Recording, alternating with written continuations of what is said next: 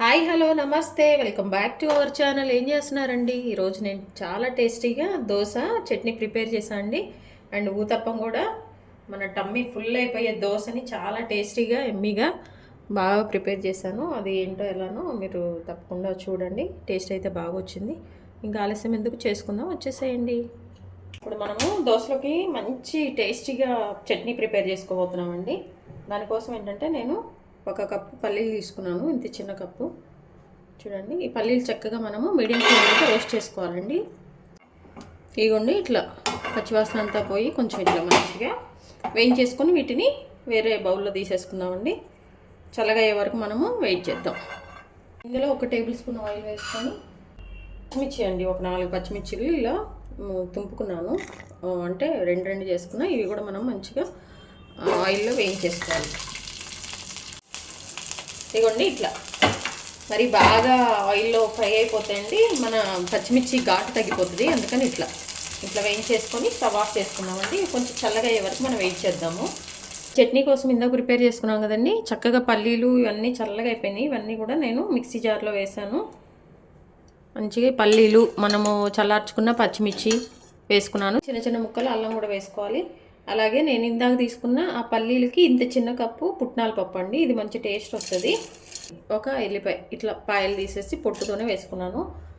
Salt ఏంటంటే అండి, ఒక 1/2 టేబుల్ స్పూన్, అట్లా ఎక్కువ పట్టదండి ఈ చట్నీకి. సాల్ట్ కొంచెం చూసుకొని వేసుకోండి. ఇట్లా ఒకసారి ఒక 2 సార్లు మిక్సీని మనము వేసాకండి. ఇదిగో ఈ చింతపండుని దీనికి యాడ్ చేసేస్తున్నాను. ఇప్పుడు మళ్ళీ మనం మిక్సీ పట్టుకోవాలి. కొంచెం వాటర్ కలుపుకుంటూ మిక్సీ వేసేసుకోవాలండి. చూపిస్తాను అండి. మన చట్నీ మంచిగా ఇట్లా కొంచెం గట్టిగా, లేదు ఇంకా కొంచెం వాటర్ కావాలంటే వాటర్ కలుపుకోండి. టేస్ట్ మాత్రం అదిరిపోతుందండి ఈ చట్నీ. ఇదిగో ఇట్లా ఈ కన్సిస్టెన్సీలో అయితే నేను ఉంచుకుంటున్నాను. ఇప్పుడు దీనికి మనం పోపు పెట్టుకుందాం. ఆయిల్ హీట్ అయ్యాక మనం కొంచెం మన తాలింపు వేసుకుని దినుసులు వేసుకోవాలి. ఉంచుకున్న 2 ఎండుమిరపకాయలు అండి. పోపులో మనం ఏం వేసుకుంటామో అవన్నీ వేసేసుకొని ఒకసారి మనము పోపు పెట్టేసుకోవటం. ఈ పోపు అంతా వేగితే చాలా టేస్ట్ వస్తుందండి. చూడండి అయిపోయింది. ఇప్పుడు దీన్ని మనము డైరెక్ట్గా మిక్సీ జార్లో, లేదంటే మీరు చట్నీని ఒక గిన్నె తీసేసుకొని అందులో అయినా వేసేసుకోండి, అట్లయినా పర్వాలేదు. చూసారా, మన చట్నీ కూడా రెడీ అయిపోయింది. దోసపిండి అండి, ఇట్లా చక్కగా మిక్సీ పట్టుకున్న దోసపిండి. చూడండి బ్యాటర్ ఎలా ఉందో, ఇట్లా పట్టుకోవాలి. ఇప్పుడు దోశలు వేసుకుందాం.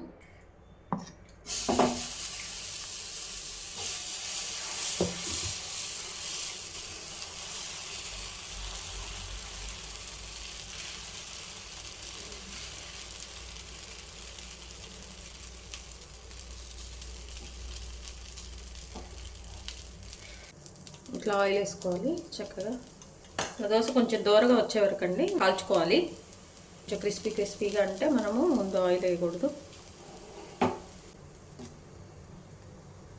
ఇదిగోండి మన దోశ మంచిగా రెడీ అయిపోయింది. చూసారా, ఇదిగోండి ఇట్లా మనము కొంచెం కట్ చేసుకొని ఇట్లా టోపీలాగా పెడితే పిల్లలందరూ చాలా ఇంట్రెస్ట్గా తింటారు. చూడండి మన దోశ చాలా క్రిస్పీగా, చాలా ఎమ్మీగా వచ్చిందండి.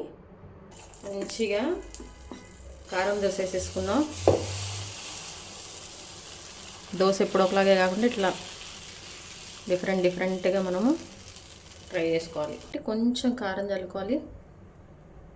కారం ఇంకొంచెం ఎక్కువ కావాలంటే ఎక్కువ వేసుకోవచ్చండి. అలాగే కొంచెం ఆనియన్స్, పచ్చిమిర్చి, క్యారెట్ తురుము ఇవన్నీ కూడా మనము దోశలో వేసుకోవాలి. అల్లం కూడా. ఇది మంచిగా మీడియంగా పెట్టి కుక్ చేసుకోవాలండి, ఎందుకంటే ఈ ఆనియన్స్ ఇవన్నీ కూడా మంచిగా కుక్ అవ్వాలి కదా, అందుకోసం అని చెప్పేసి. కొంచెం ఉప్పు పైపైన చల్లుకున్నా కానీ బాగుంటుందండి. చాలా క్రిస్పీగా తినేటప్పుడు చాలా బాగుంటుంది అనమాట. ఇది చూడండి చక్కగా మీడియం దాని మీద మనం హై ఫ్లేమ్లో పెట్టేసి మీడియం దాని మీద మనం కుక్ చేసుకోవాలి. నెక్స్ట్ దీన్ని ఫోల్డ్ చేసుకోవాలి. చూసారా, కారం దోశ చక్కగా కారం వేసుకొని ఆనియన్స్ ఇవన్నీ వేసుకొని తింటుంటే చట్నీతో అదిరిపోతుందండి వేడివేడిగా. ఊతప్పం వేసుకుంటున్నామండి. ఊతప్పం కోసమని 2 గరిటెల దోసపిండి తీసుకున్నాండి. చూడండి, ఈ దోసపిండిలోకి ఏంటంటే ఇప్పుడు నేను కొంచెం మంచిగా కట్ చేసుకున్న ఆనియన్స్ ఒకటి చిన్నది, అలాగే 2 చిన్న అల్లం ముక్కలు, అలాగే ఒక పచ్చిమిర్చి, అలాగే ఏంటంటే కొంచెం క్యారెట్ తురుముకున్నా అండి. ఇవన్నీ కూడా ఊతప్పలో వేసేసుకొని మనము చేసుకున్నాము. అలాగే కొంచెం కొత్తిమీర కూడా వేసుకోవాలి. ఇవన్నీ మిక్స్ వేసి కలిపాక నేను మీకు చూపిస్తాను. ఇదిగోండి ఇట్లా చక్కగా అన్నీ మిక్స్ చేసుకున్నాను. చూసారు కదా. ఇప్పుడు మనం ఊతప్ప వేసుకుంటున్నాం కాబట్టి కొంచెం పిండి ఎక్కువ పడుతుందండి. దానికోసం అని చెప్పేసి ఇప్పుడు దీంతో మనము ఊతప్పం వేసుకుందాం టేస్టీగా. ఏంటంటే ఇప్పుడు ఊతప్పం కొంచెం మెత్తగా రావాలి కాబట్టి ముందు నేను కొంచెం ఆయిల్ వేసుకుంటాను. ఆయిల్ వేసేసుకొని దీన్ని మంచిగా స్ప్రెడ్ చేసుకోవాలండి. స్ప్రెడ్ చేసుకొని ఇప్పుడు దీన్ని మనము కొంచెం ఇది మందంగా ఉంటుంది కదా, చూడండి మన ఊతప్పం. ఇది మన ఇదేంటి చట్నీ అండి, అల్లం చట్నీతో కానీ మన పల్లి చట్నీతో కానీ తింటే మామూలుగా ఉండదండి. హాస్టల్స్లో ఎక్కువ ఈ ఊతప్పాలే వేసి పెట్టేవాళ్ళు, అందరికీ గుర్తొచ్చి ఉంటుంది. చూడండి ఇట్లా